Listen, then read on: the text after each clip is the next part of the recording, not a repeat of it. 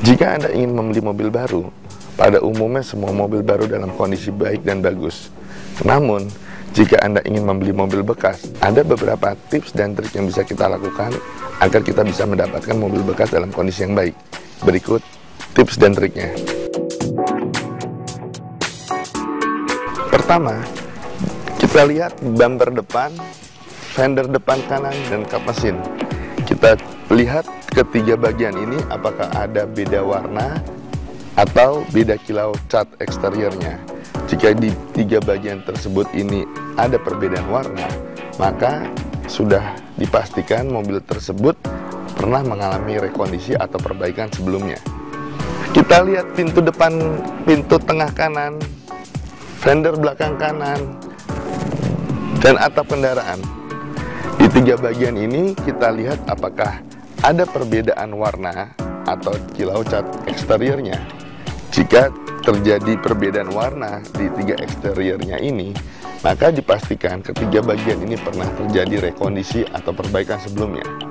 Kemudian kita lihat pintu tengah kanan. Di pintu tengah kanan ini juga terdapat sealer pintu kendaraan. Bentuk sealer pintu kendaraan ini harus sama dengan bentuk sealer pintu lainnya.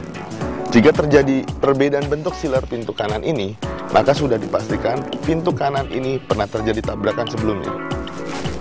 Kemudian pintu depan kanan. Di pintu depan kanan ini terdapat sealer pintu kendaraan. Bentuk sealer pintu kendaraan ini harus sama dengan sealer pintu lainnya.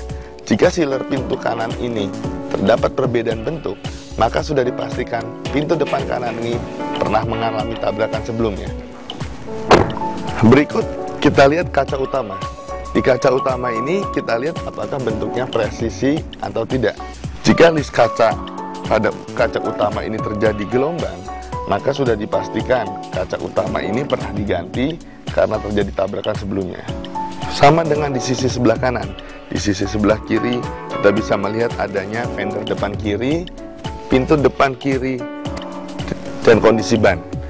Jika di dua panel tersebut ini terjadi beda warna atau beda kilaunya, maka sudah dipastikan dua bagian ini sudah mengalami rekondisi sebelumnya.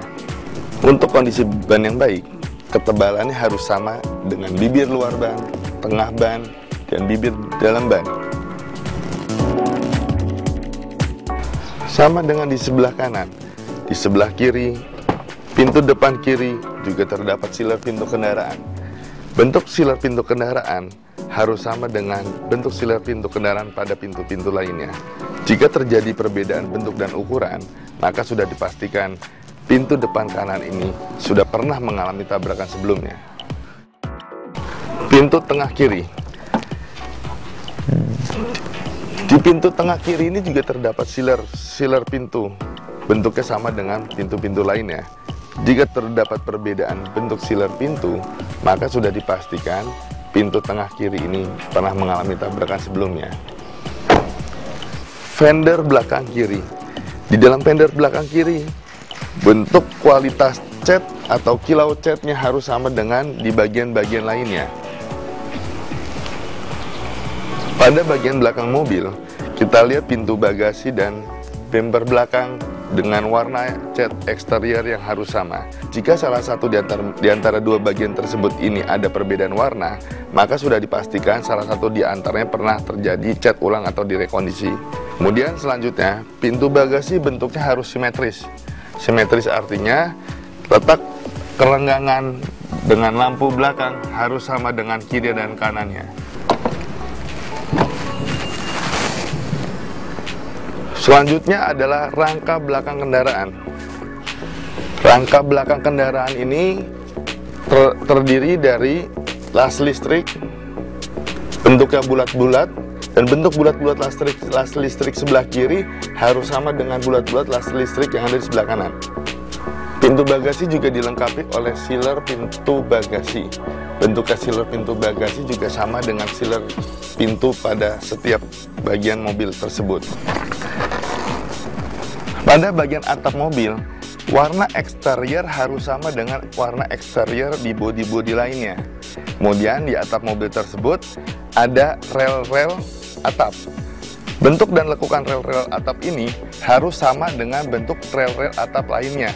Jika terjadi perbedaan bentuk, maka sudah dipastikan atap kendaraan mobil ini pernah terjadi benturan sebelumnya. Kemudian kita lihat interior dalam mesin mobil.